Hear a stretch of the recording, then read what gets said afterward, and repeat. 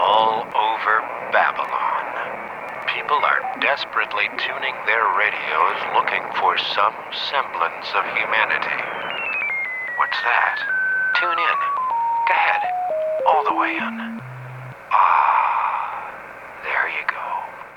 Hello, this is the Snowman. And I'm Newsman Hefty Genitals. Yeah, we're just here for a second to tell you that that roar you hear in your ears, Yeah, what is that? it's not your blood pressure. Oh, thank God. It's that you are listening to the Roar. What's that? Republic of Avalon Radio. Sono lieto di poter rievocare in poche parole le esperienze delle prime trasmissioni radiotelegrafiche a grandi distanze da me felicemente eseguite attraverso l'Oceano Atlantico il 12 dicembre 1901. Holy snapping bra straps. It's a podcast.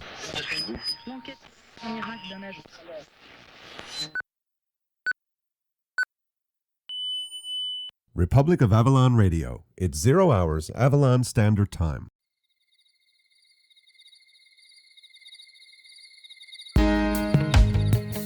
Hi, this is Eddie Grant, and you're listening to the Republic of Avalon Radio. Take your time.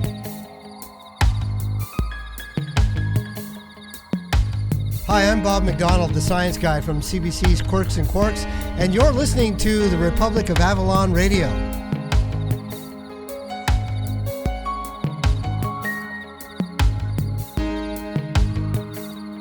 Hi, I'm Kathy Hicks with Spirit of Newfoundland, and you are listening to Republic of Avalon Radio. Yahoo! Let's go. Woo!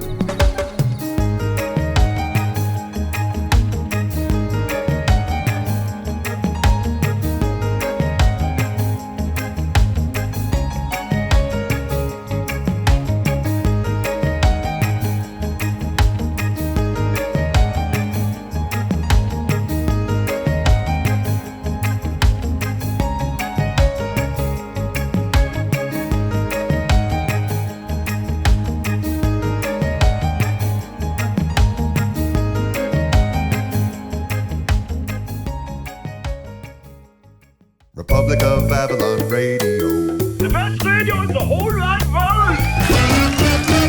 You're with the Roar! Here now is Jimmy Fidler.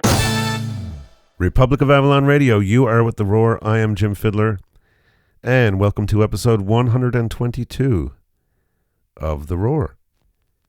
Coming to you live, or almost live. Feels pretty live to me. But, let's not let vital signs get us all carried away with things. We are coming to you almost live from the heart of the Republic of Avalon. And welcome aboard. If you've been with us over the years, then welcome back. And good to be with you again. If you're brand new, then welcome aboard. And let me remind you that we've got a whole lot of content going way, way back to 2005. This is episode 122. So obviously you have 121 episodes that you've not heard yet. So go back to episode 1 and catch up. But keep listening to this one for now.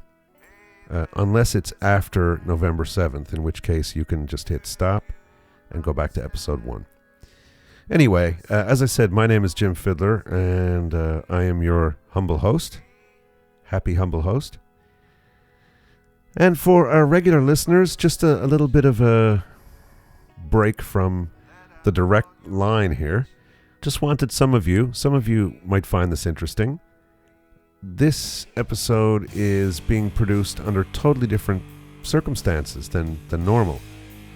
I'm not using the same audio setup at all. I, in fact, am using the new Zoom H6. So what you're hearing here now has, in fact, I turned the computer off. There's no computer on in the room here right now. And I'm not using any big, studio mixer boards or computers. I'm not running any Sound Forges or Sonars or Audacities or anything like that. I'm just simply using the Zoom H6. If you want to know what that is, go look it up. We recommend startpage.com A lot of people use Google, but for a lot of reasons, we decided a long time ago to get away from Google. Not strictly because we think they're evil. If it were all about that, I think we'd probably be looking to buy some real estate on the moon. If you want to get away from evil, well, I don't know. There could be evil on the moon too, for that matter. I have heard rumors, folks, of obelisks and things like that. But in any case, I do digress. I'm using the Zoom H6 and no computer whatsoever. No mixing board, no nothing. It's a 6-track recorder. It's a multi-track recorder. So if I wanted to right now, I could have, the audio output from my computer. It's USB and all that stuff as well. Plus it has balanced lines in and out.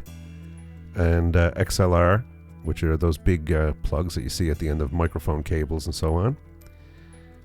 So if I wanted right now, I could be on a little island somewhere with this machine, my microphone, and a laptop or something, and just be running the audio out from the laptop, for any for anything that I might want to include in the show, jingles and stingers and playing music and things like that. You can just do the whole thing. All you would need really for that would be just this track that I'm on here now, my audio track, and 2 more tracks, stereo, for the music coming from the laptop or whatever. So that would be still leaving three tracks unused. And you can also overdub on this thing. I kind of had the idea that I'm going to record an album on this because I grew up always, and even still to this day, I'm better set up now than I ever was, but always dealing with less, always trying to do everything with rubber bands and paper clips and so on and so forth. And I wouldn't say that I've gotten kind of fat and lazy recently. I finally have the equipment now that I can do anything I want, really. Recording and mixing and mastering and putting out albums, all that stuff. But this machine, being a multi-track recorder and being the quality that it is, it's professional quality. I can record, again, for those of you who care about this, 2496, all that stuff. And I can actually record separately on separate tracks, record 6 tracks if I just did that. Different, I can record guitar on track 1, banjo on track 2, harmonica on track 3, lead vocal on track 4, harmony on track 5, and bass on track 6 if I wanted to do that. I can also, if I wanted to, like I cut my teeth doing, bounce. So I might say, for example, record stuff on the first 5 tracks, just say for argument's sake, and then I can bounce those, and it's a digital bounce, so there's no generation loss like you get with tape. So I could just bounce those 5 tracks onto track 6, and then I have 5 tracks left again. So if I did tracks 1 through 5 and then bounced that to 6, opening up 1 to 5 again, then did recorded stuff on 1 to 4 and bounced that all onto 5, and then 1 to 3 and bounced that onto 4, and then 1 and 2 and bounced that onto 3, and then I'd have 1 and 2 left, and I'd put something on 1 and put something on 2. I've just done a 16-track recording with this little machine in my hand, and it's pretty amazing. Of course, you could go further than that if you wanted, because you could then just record something on track 2 and have track 1 open, and then bounce tracks 2, 3, 4, 5, and 6 onto 1, and have 2, 3, 4, 5, and 6 open again. But that would be kind of going the heck with it, I think. There are limitations to bouncing like that, and not just in terms of audio quality loss or anything like that, or introducing more tape hiss and so on. different instruments and vocals and things like that need different things once you kind of get them into the lab, once you get them into the studio to mix your music together. You'll find yourself wanting, oh darn, I want to bring that banjo up a little bit, or I want to, that guitar sounds a bit sharp, I want to turn down some of the higher frequencies on it or whatever. So you want to have that control. When you go to mix, you want to have all those different tracks on the, those different instruments and so on their own tracks, so you can pan and EQ and compress and all that stuff. But boy, I'll tell you, if you had told me when I was a kid recording with 2 cassette decks and then originally tape recorders, 2 tape recorders I started on when I was, I don't know, about 7 or something like that, 7 years old, recording with 2 tape recorders, just 2 standard little tape recorders with all the buttons on the front, on the top, portable little tape recorders. You put the C cells or D cell batteries in it, and the lid flips up, and you put the cassette in and slam it down, and that kind of thing. And then I went on to cassette decks, the kind of home stereo cassette decks, and kind of patching them and wiring them together and doing multi-track. So, for example, I would record something on one, and then as I played along with it, I would record that plus what I was doing over onto the second machine, and then I would take those 2 things and feed that back to the first machine again while playing something else. Multi-tracking by going back and forth between 2 cassette decks. So I did that for a while. Graduated then into the wonderful world of 4-track cassette. The old Tascam, TIAC, Fostex made them as well. Those machines. And that's where you get into that kind of bouncing I was talking about. You would record stuff on the first 3 tracks and then bounce that onto 4 while you did something along with that, and then you'd have the first 3 tracks left open again, and you'd keep going down until you're recording on track 1, which would be your last available track, and then you would be done. And you would have your multi-track recording, which was not as lossy as the way I was doing it before with the 2 cassette decks, because every time you made a pass, you added tape hiss, you added a generation loss. But with the 4-track, you would only lose a generation on the bounces anyway, and you'd be bouncing 3 instruments at the same time. Anyway, this is I'm going off on a bit of a ramble here, but I guess why should I mind doing so? If anybody finds it interesting, great.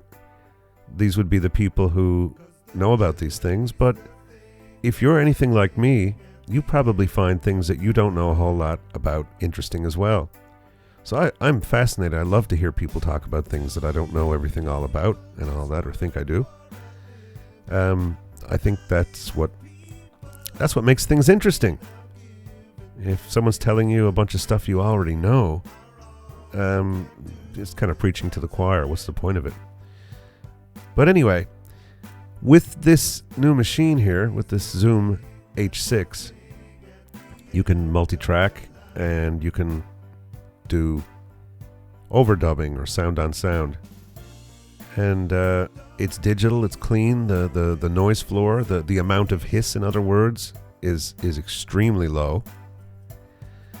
And this frequency response, everything, it's amazing. What this little thing that you hold in your hand can do is amazing. So I sort of have the idea in my mind that I'm going to record an album on it, because it kind of really reminds me of back in those days when I was doing all that stuff, and I still have recordings of that stuff as well. And it's interesting to hear the stuff I was doing, except, boy, I wish I could do stuff like that without all the layers of hiss added onto it, which I of course could do with this machine. So if I recorded a guitar and a banjo and a mandolin and a harmonica and a boron and a vocal and whatever, what I would do then is I would take that stuff, which is on an SD card inside the machine, and the machine just connects to the computer using a USB cable. And just take those WAV files and load them up in my studio, and then mix them. So whatever each thing needs, I would be able to give each thing what it needs. But the fact would remain that I recorded the whole album on a little handheld device. And that fascinates me. This is something that I find very interesting. This is something I think I would really like to do. Of course, there's the other obvious possibility that some of you may have thought of already. Well, why doesn't he just do a live recording with it? Because if you got 6 tracks, you can record the room, you know, the ambience in the room, the crowd, and the way the sound is out in the room, a stereo mix of that. You can record a stereo mix off the mixing board directly from the mixing board. Still, we've only used 4 tracks. And possibly even a live mix of, say, my performance, my solo performance, my voice, my vocal, and my guitar. Well, folks, this is in the works, and this is very much going to happen, and it's going to happen very, very soon. And how soon, you may wonder? Well, how about Thursday, 8 p.m. or 7:30 p.m., I think. The doors open at 7:30. November 7th at Spirit of Newfoundland here in St. John's for the launch of my new album in the form of a compact disc. And the name of this album is RPM. And what is RPM, you may ask? Well, it's an album. Album as in being from the Latin album, meaning, you know, a group of things like a photo album. But in this case, it's a song album. It's that whole idea of a group of songs that are meant to go together, and they're meant to go together in an order, and it was composed and arranged and all that kind of stuff like that. So, you know, that sort of idea. Kind of like those albums that used to come out one time, remember? You know, The Wall and Crime of the Century and, well, you know, lots of albums like that. When people actually put out albums and not just, here's a disc with, you know, my 20 greatest hits or whatever on it. An actual album. Wow. They seem to be getting fewer and fewer these days. So I really wanted to make one of those kinds of albums, and it really is like one of those kinds of albums. In fact, so much like one of those kinds of albums that, guess what? It is one of those kinds of albums. And, you know, if this album came out in 1978 or 1979 or whatever, and you went out and bought this, you'd love it. You know, it's in that spirit. I didn't make this in some kind of hokey retro kind of way. I made this album as if I were back in 78, 79, whatever, which I was. I was there in 78, 79. And at that time, I was playing music and rehearsing and practicing and putting strings on guitars and playing piano and playing harmonica and singing and leading a band and loading equipment into vans and setting up PAs and doing sound checks and playing in front of live audiences and all that kind of stuff at that time. So I might not have been fully into a recording career at that point. Excuse me, but I was a musician and a working, playing musician and writing some of my first songs and things like that. So I was alive in those times is what I'm saying. That's my point, I guess. And I know how we felt about music at that time and how we so relished albums that were being put out. You know, Bruce Springsteen comes out with this thing called The River, you know. Supertramp comes out with this album called Breakfast in America. And speaking of Supertramp, I really liked their live album. If you've never heard the album that they recorded in Paris at the, what's it called? The Bataclan, I think. Go grab it. I think it set the standard in a lot of ways for live albums.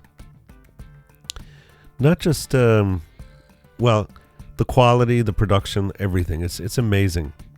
It's an amazing recording. That album is amazing. So, but it's not a studio album. So, let's limit my conversation here to more relevant things. Those albums, when they came out, I mean, we were excited. And I don't mean just audiophiles and musicians and people like me. I mean, average people.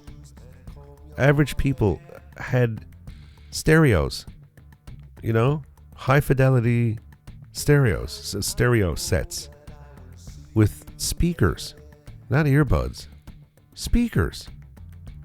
Pretty darn big speakers too. Some people had speakers that were bigger than themselves. I saw that. I saw people who had speakers that were bigger than them. And people used to really like to listen to the music, but not just listen to the music. I think the thing that's been lost these days, and it is a real game breaker as far as I'm concerned. What's been lost is people are still listening to music, but they're listening to it at low, you know, MP3, 128K MP3, blah, blah, blah, on these little earbuds. So not just is the quality of the music diminished and all that, but they're only hearing it. They're not feeling it. That's where you get the, you know, the business in the vans with the oots, oots, oots, whatever. At least those people are feeling the music. But that kind of synthetic low end, where you've got the subwoofer thing in the back and whatever, it's not realistic. I mean, it's not the real thing. You're not having that air kind of pushed at you through a set of full range speakers where the highs, lows, and mids are coming from the same place and all that. So anyway, I do tend to babble about these types of things, but you know, it's my thing. So if you're still here now listening to me, then obviously I haven't bored you to tears yet. So you must have some interest in it. In any case, this whole notion of music and listening to music and albums, it's a huge thing for me. I know it is for some of you too, but it's not for nearly as many people these days as it has been. Not to say that it couldn't be again. And that's why I don't just take my orders from whatever the music industry declares. And when they say the album is dead, the music industry has officially declared, they've come out and said, the album is dead. And when I say the album, I don't just mean the vinyl LP, because there's a fad right now. Everybody, you know, or not everybody, but great number of people think that the LP excuse me, sounds better than anything else. And I've heard that debate lots of times. And it has a sound to it. There is a sound to an LP, which starts with the sound of a needle being pressed against a vinyl disc with a motor inside of it, turning the turntable, and the cartridge vibrating against the the vinyl disc. the quality of the vinyl a few decades ago went through the basement in the early 70s, the so-called energy crisis. Remember that, folks? The energy crisis. Ooh. We're running out of oil, and the price has gone through the roof, and all of this stuff, and everybody had to go around their house wearing sweaters and mittens and things like that. And it's kind of like the beginning of the the point we're at now with all of that global warming and all these things. But at that time, the price of oil went so high that the cost of producing vinyl discs, these albums, these records, went through the roof. So they took the grade, the quality. In other words, what I'm trying to say here is that they started making cheap plastic throwaway records, and they don't last, and they don't sound very good, and so on. The concept of music sounding good, records sounding good, involves an awful lot of factors. It involves how it has to be mastered for that. That's where a lot of people thought that records sound so much better than CDs. Came from vinyl masters just being transferred onto CDs. CDs have they're more dynamic. They're more dynamics and lower noise floor, less hiss and noise, and you don't have any scratching and things like that. But also, the vinyl records, turntables vibrate and things like that. So a lot of low end. If you happen to just go and listen to some of your favorite music from, I don't know, the early mid 70s, and compare it to a lot of the music that's done now, it's not just a matter of let's say the music that's done now. Let's say there's no music that's being done now that you like at all. Well, forget about that. We're not talking about taste. We're talking about just frequency response. We're talking about how much oomph does it have. And I'm not talking about being overcompressed and limited and stuff like that either. Just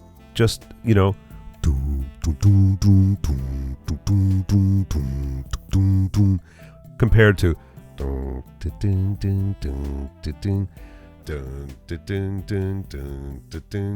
that's, say, the album from 1975.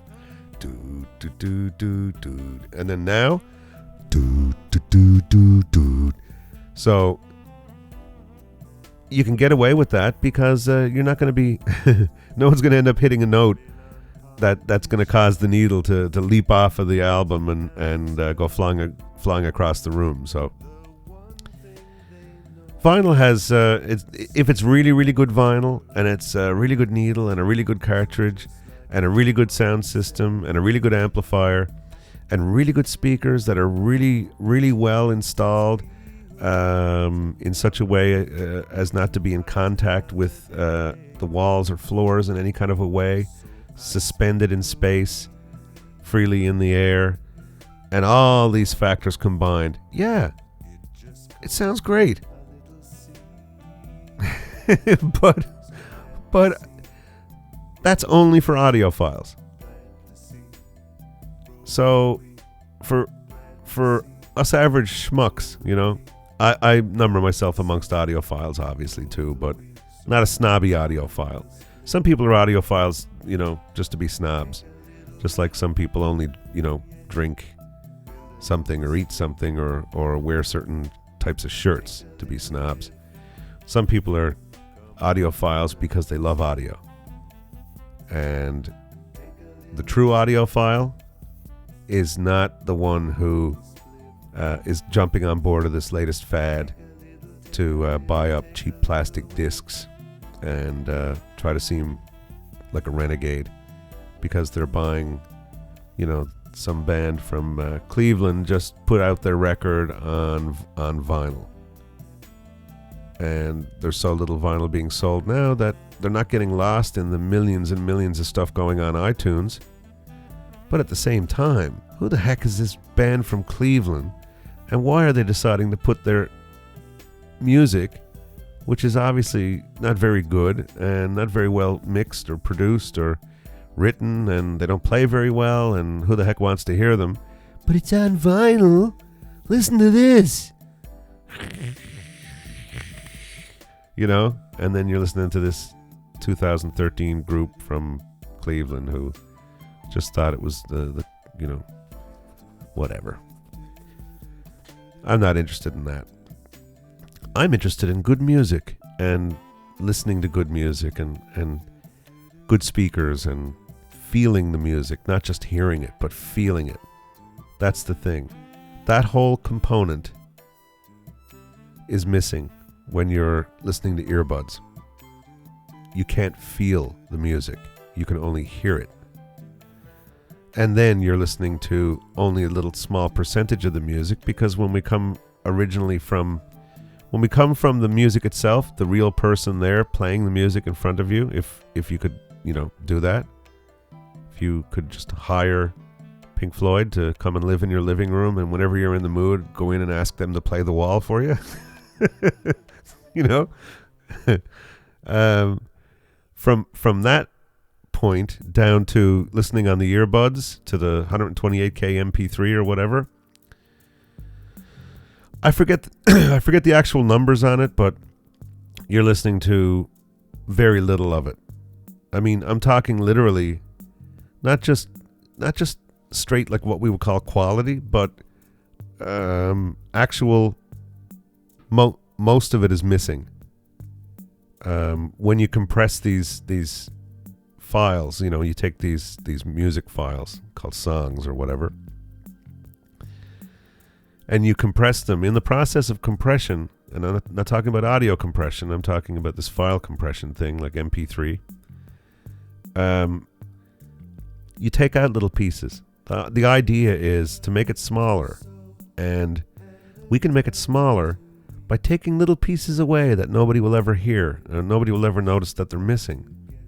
And of course, the more little pieces you take away, the smaller the file gets. Well, the standard now that most people think is okay is 128. And I gotta tell you, not only is, 320 not okay. I mean, for MP3s, for just maybe spoken word, listening to audiobooks, whatever.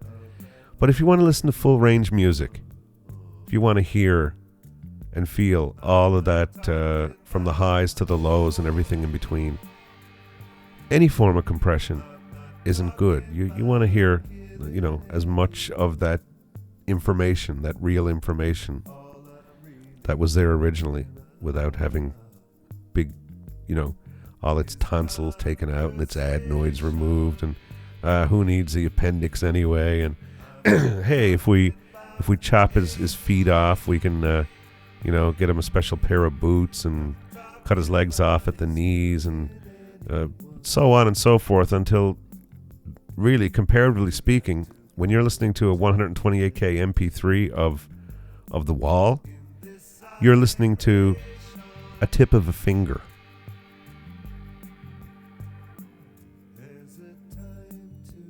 Whatever the whole body of The Wall is, or even just one track on The Wall, or Crime of the Century or whatever.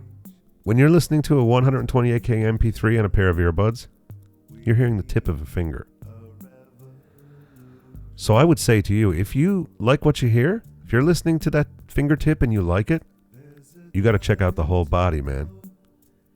You got to see what it's like to listen to that on a really good set of loudspeakers, in a good room, and in what we would call the sweet spot, where you're not way over to the left or to the right, or too far away from the speakers, or too close, or whatever. You want to hear that. If you like the tip of the finger that you hear, boy oh boy, I tell you, it's like that thing, you see a person, you see a goyle, You say, hey, I like the look of that girl. Well, if you like the look of the girl, why would you just keep looking at her from across the street or from across the restaurant or the bar or whatever? You'd probably want to go over and say hello. You see? So, same with the music. If you like what you hear on those little earbuds with that 128K MP3 thing, you should hear how good it can actually sound. It will blow your mind. It'll change your life. I don't exaggerate. If you have a good stereo system, good set of loudspeakers, and don't just play the 120. Well, that's when you'll notice how crappy it is. You get a good sound system, and you play that 128K MP3 through it, it'll sound like crap. You won't believe how bad it sounds. In my studio here, stuff that I can listen to, like on a boombox out in the kitchen and stuff like that, and it sounds, hey, this sounds fine. I take it in the studio, and I can't believe, wow, this sounds horrible. You know? Anyway, I babble and digress, and I guess it's been a long time, and I'm kind of liking this new setup with the H6, because I'm actually able to sit back. I'm sitting back in my chair now. I'm actually comfortable. I used to have to kind of lean forward into the mic and all of that, and I guess it just probably made me more tense than anything. So I'm, excuse me, I'm kind of, as we say around here in the Republic of Avalon, I'm kind of hove off here, leaning right back in my chair, got my legs up in front of me on my drum throne. That's what they call it. It's not just, my drum throne. It's more than a drum stool. It has a back on it and so on. It's a good one. I got myself a good one after, I don't know, a couple of decades of playing on little wobbly round things and stuff. Wanted something that I could be comfortable with. Of course, I never actually had my back against it when I played, but you could throw your jacket over it or something like that. That came in handy for some reason or other. Or if someone tried to shoot you from backstage, the bullet might lodge in the... Yeah, anyway. Yeah, so just let's get back on track. I'll wind this down for you guys now, folks. Anyway, I feel really good here. I'm really surprised. I was kind of nervous before I started this, thinking, what the heck am I going to talk about? What am I going to say? But I seem to have compensated somehow.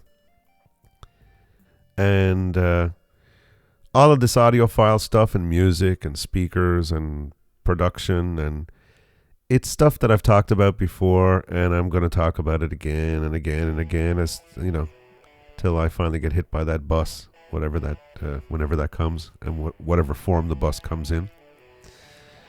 So any of you who've been listening, yeah, you know what I'm talking about.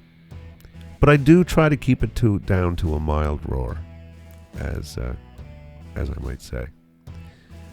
Don't like to talk about that kind of stuff all the time, because that would be boring too. Just talking about the same stuff all the time. Music, Electronics, cars, whatever. That's the thing I think that I've enjoyed most about the Roar since the beginning, is that we can talk about radio, we can talk about music, we can talk about food, we can talk about life, we can talk about traveling, we can talk about all kinds of things. Just whatever's happening in our lives that we find interesting, we will share with you. And in fact, because of you guys, we have found interesting things in our lives that wouldn't have existed otherwise. Things that we've gone and done and recorded and stuff for you guys, that if it weren't for you, we wouldn't have gone and done those things. In fact, something will be coming up very, very soon. Stay tuned. Lillian did an interview in June with a very interesting person who went and did a very interesting thing in a very interesting place. I'll just leave it at that. And that will be coming up very, very, very soon. But in the meantime, I will kind of wind things down here a little bit. The album is finished. I think most of you knew that I was working on this album. And it took 8 months, right to the day, actually. It took exactly 8 months for me to finish, to start and then finish. And it's called RPM, which most people would think means revolutions per minute, which is how we measure the spinning of things, such as records, vinyl discs, 33 and a third RPMs for the LPs, 45 RPMs for the singles. That's why they're called 45s, kids. Why do the older people always talk about when they were kids they used to be out buying up all them guns? No, we weren't buying guns. We were buying records, singles, 45 revolutions per minute. That's how many times the disc spun around in a minute. And that's where the old expression comes from too. You hear DJs saying, spin it, and let's spin a tune and stuff like that. It comes from the fact that these things rotate. So do compact discs, in case you didn't notice. Although they're usually hidden away. You don't get to watch them spinning around on a turntable. But they are spinning no less than the 45s or the 33 and a thirds. In fact, hey, guess what? They're actually spinning a hell of a lot more. They're spinning a lot faster. And just another little point, if in case you might not have thought about this, you say, well, what about if I don't play any records and tapes with reels spinning around, and I don't do any of that kind of stuff, compact discs, CDs? No. What about if I just load it onto my... Oh yeah, geez, those things spin too, don't they? Because just like the CD that you put in the tray and then close the drawer and it's in there spinning like a son of a... the hard drive is a disc, not much unlike a little version of our LP, or that we were talking about earlier, the 33 and a third, or the 45, or the good old 78, which by the way was better quality than the 33 and a third, because the faster it spins, the higher the resolution. Same goes for tape. So people think of 78s as old things and they sound horrible.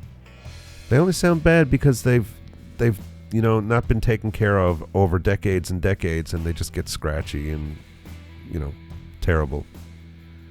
But 78s that were kept well in a vault, in a place with climate control and so on, and not played ever, you take them out, the actual quality of those things is far superior to any LP that you're going to, any flimsy little piece of cheap plastic that you can buy in 1975 that's only spinning 33 and a third times every minute.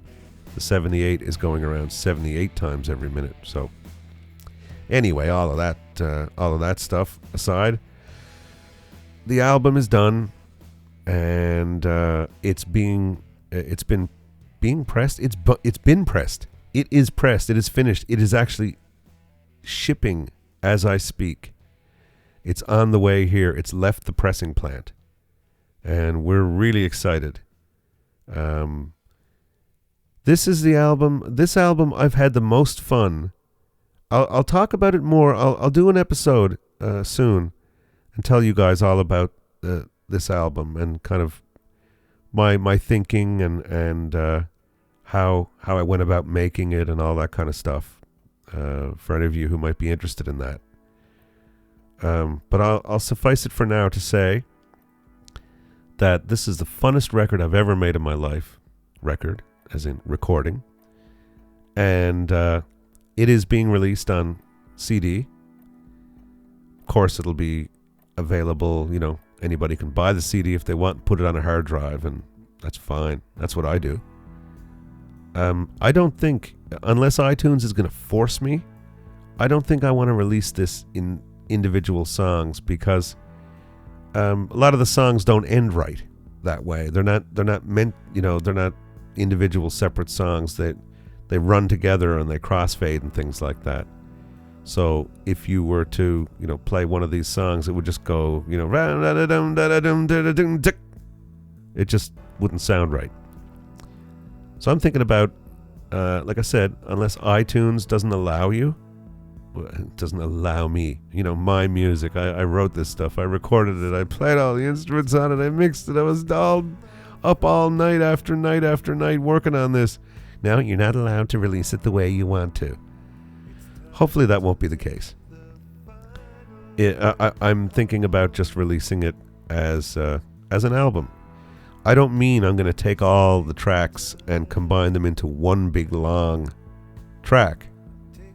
I just mean that I want people to have the whole album, because the songs have context in relation to each other. So there will be a track 1 and a track 2 and a track 3, and you can skip tracks if you're not in the mood to hear a particular one and all that. People have done that in the past, put out an album and it's like, the full album and it's just one track, and you can't kind of go forward or back or track to track or whatever.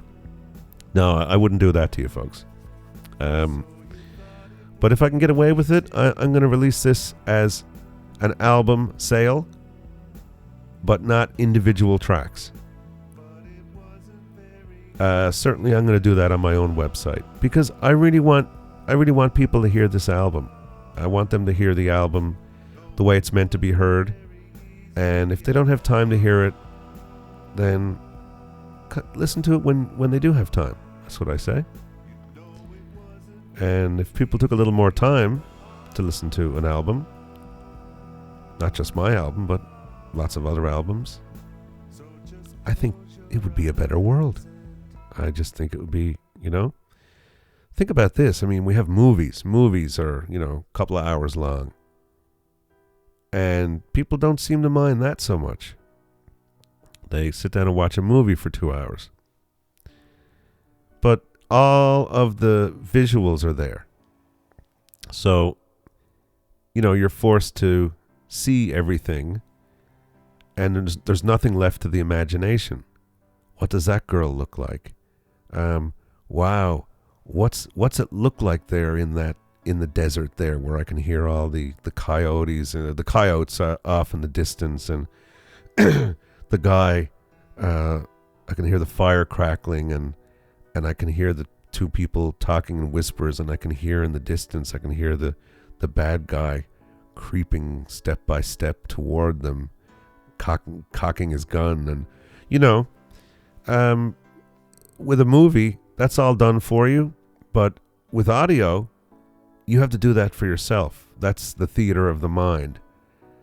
And that's very powerful stuff. So if people can sit down for 2 hours and watch a movie, to listen to an album that, by way of the power of the imagination, can take you a lot further than any 2 hour movie with multi-million dollar visual effects, because your imagination is the thing that does all that stuff, fills in all that stuff. If people can't sit down and listen to an album for an hour or less, sad news, folks. Anyway, that wasn't my point. My point was, imagine if the album is coming or has come to its demise, and we're left with individual MP3 downloads, man, and that's all there is. Yeah, 99 cents, man, 99 cents, 99 cents. And it's all come down to that. 99 cents. One song. It's not even a song anymore. It's called an MP3. People don't even call it a song. Yeah, I got a new MP3 yesterday, man. A new MP3. Who cares about the format? It's a song. Somebody wrote that song. It could have even possibly come from their heart. And it could possibly even, there might even be something in there, to inspire you, or something you can learn from, or whatever. Anyway, the album, if the album has met its demise, if the album is dead or if it's dying or whatever the case may be, and we're left with these 2 and 3 minute MP3s. Just imagine if the movie went away and all we were left with were 2 or 3 minute, like trailers. No more movies. Hey, it's too much money to make movies. People don't have the attention span for it anymore. Everyone's busy working and doing stuff and living the high life in the 21st century. And yeah, people don't have time, man, to sit around for like 2 hours, like, and they can't play with their iPhone. And how can I do Twitter when I'm watching a movie? And my friends are going to be IMing me and SMS and I just can't, Okay, fine. No more movies, just trailers. No more albums, just MP3s. Nah, come on, folks. Let's get with it. Let's get with it. Let's listen to albums. Let's watch movies. Let's read books. And let's actually talk to each other. And let's actually look around instead of looking at our feet when we walk. And let's look up into the sky from time to time. You never know what you might see. In any case, November 7, next Thursday night, at Spirit of Newfoundland. I will be there. Much very good music will be there. Derek Harrington will be there. Mike Hanrahan will be there. Gordon Quinton will be there. A whole lot of other people will be there. And we hope that you will be there. If you want to get tickets, call 579, area code 709, of course. 579-3023, I believe the number is. I'm just going off the top of my head. I was told that number when I went to do an interview a couple of weeks ago, and I think it stuck. Wow. Anyway, it's Spirit of Newfoundland. You can look it up in case my number is wrong. 579-3023. Or you can just go to my my website, jimfidler.com, Fidler, jimfidler.com. And it'll be there. Space is limited, so go now as soon as I wrap up here, and go online, go to jimfidler.com, and get your spot. It's going to be a wonderful night. We're really excited about this album. This is the funnest album I've ever made in my life, and I think it's my best piece of work to date as well. And I think an awful lot of people are going to enjoy this. It's very, very broad appeal. I think a lot of people of all different walks of life, a lot of different attitudes, a lot of different age groups, and so on are going to dig this record. So the night of November 7th, 2013 is going to be to welcome that baby into the world. And we are going to have a good time. We're going to party like it's 1999? Nah. We're going to party like there's no end. We're going to enjoy ourselves. It's going to be a really good night. And we just want everybody who wants to be there able to be there. We know, some of you live a little too far away, but the ones of you who can be here, don't miss it and show up at the door that night and be told that the place is full and have to be turned away. So, and I'm not exaggerating or anything like that. It's not that big a venue. It doesn't hold that many people.